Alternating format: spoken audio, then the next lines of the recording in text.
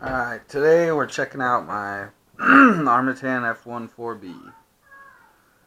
I wanted one of these since they first came out because they just look so cool.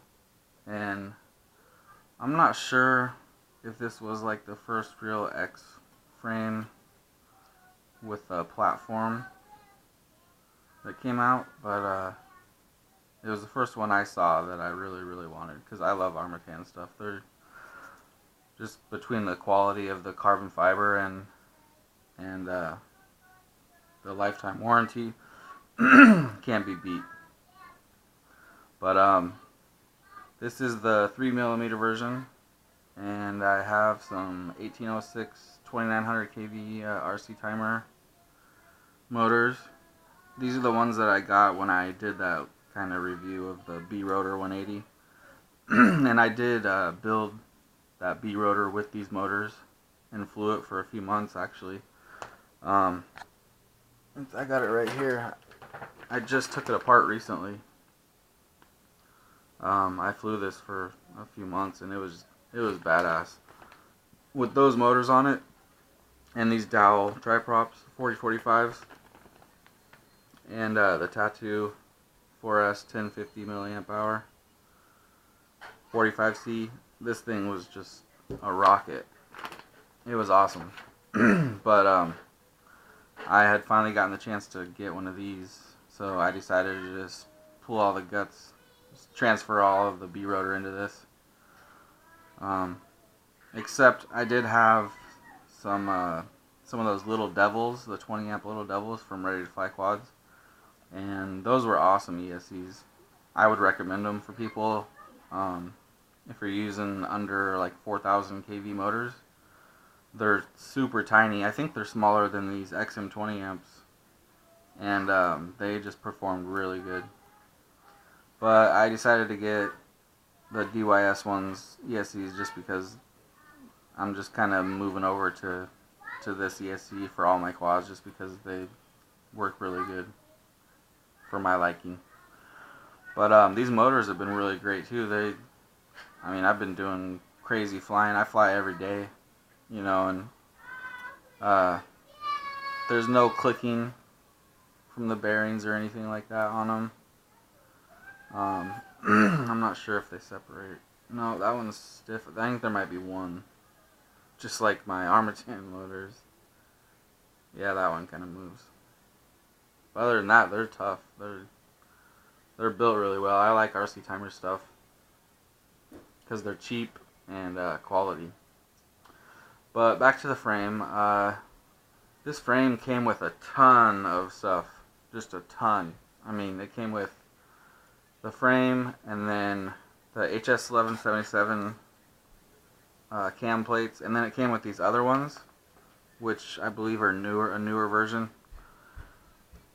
And these are supposed to be better, and they are pretty good. They have this little rubber piece that went in the middle, and then the back of the camera kind of rests against that, and then you can move it up and down with this big screw. But the thing I didn't like about it is, hold on a second. What do you want? Okay. Just a second. No, you're not gonna sit up here. Oh my god.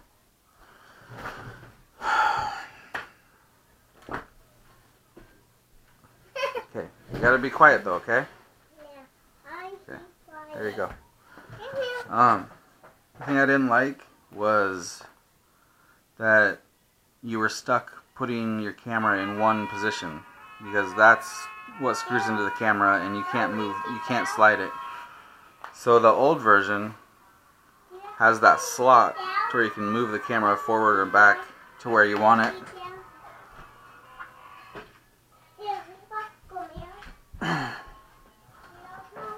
Oh my god! Kids, man, don't ever have kids. Don't ever have kids. I'll be right back.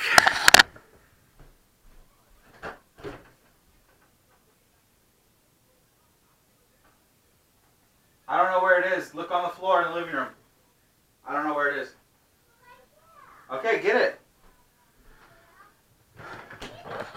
Don't have a 3-year-old.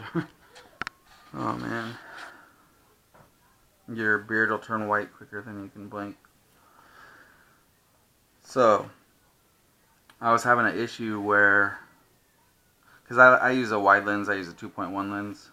I don't particularly like this lens.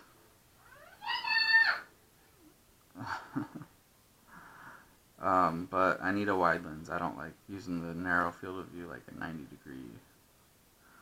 So with the wide angle, this part of the frame was in the view, and I didn't really like that. So I swapped to these plates and bumped the camera forward some, and now it's in a perfect spot. It doesn't see that top plate at all. So other parts I'm using, same as my Multi-Rotor Mania 180, I believe. It's a Dragonfly 32, and that Maytech PDB with the XT60 built in. I actually wasn't using that until recently. I just tore this whole quad apart to put that in. But also Lemon Satellite as always, and the DYS XM 20 amps. A cheap VTX. I was realizing that I don't really care about using a nice VTX because I fly by myself, so I don't have to worry about changing channels all the time, so I don't care about the push button or the little screen that tells you what channel you're on. I don't mind using dip switches, and these VTXs that I get are like $11.99 and they work awesome. 200 milliwatt, you know. They're great. So I just stick with those whenever I can. I have bought expensive VTXs and I've broken them, and it just pisses you off. So that this frame also comes with this armattan strap, which is pretty awesome. It's rubberized. It comes with another PDB with the XT60, which I thought was really cool. A lot of frames don't come with all this stuff, but comes with this. Wait, did it come with this? No, never mind. I don't have it. I used it on a customer's build, but it comes with one just like this, except it doesn't have the built-in XT60. So it's the same PDB without the built-in XT60. Comes with that, and then it comes with an XT60, and then it comes with what else? Oh, it's got the LED, which I love. This thing's awesome. So this is the one that I have the VBAP hooked up, so, and then the warning for the LEDs, so it's pretty cool. It flashes red and green when your battery's low.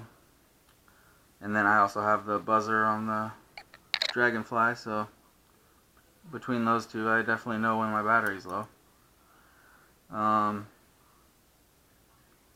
Let's see. This thing flies awesome. It's on Betaflight 2.9.0, and I've had nothing but good luck with that.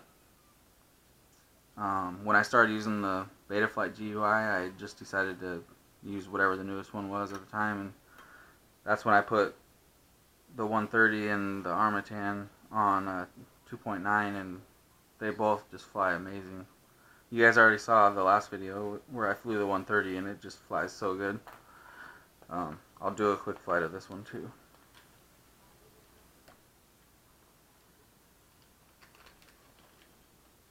And then also the antenna is another Amway. So those things work really good. And for $7, can't beat it. Except for the antennas that I make, I sell for $7 too. And they work pretty damn good too. The reason I started making antennas was because I couldn't believe how shitty that Fat Shark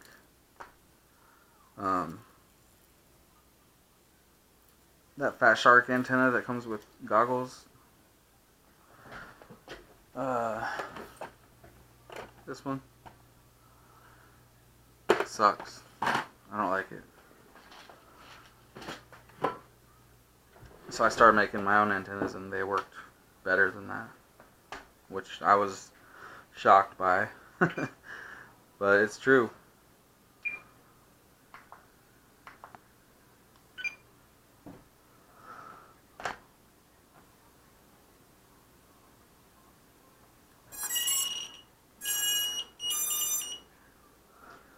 Same with the LED on this as the Multi-Rotor Mania 180. It's just green when unarmed and blue when armed. And then I also have the warnings, which, like, if it's tilted more than a certain degree, it'll flash green.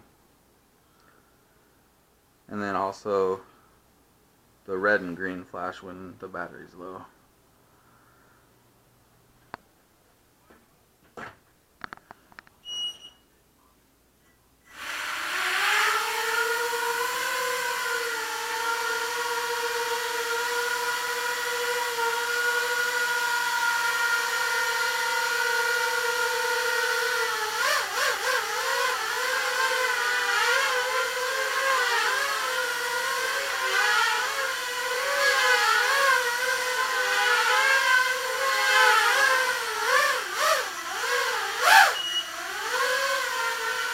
Gets the batteries low.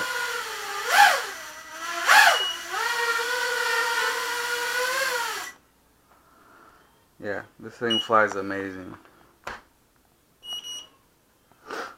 So, I think that's about all I have to say. I definitely recommend this frame. It's awesome. It flips very nice. And it's tough. I've crashed it a few times. You can see a dent right there on the top plate, or the bottom plate. I don't think there's anything on the arms. It's pretty tough. It's like nope, not even any scratches. The reason I liked it so much is because it's an X, and then it has all that extra space, so it's just awesome. And then if it ever does break, you know, you get it replaced for free, so that's always nice. So there we have it. Alright.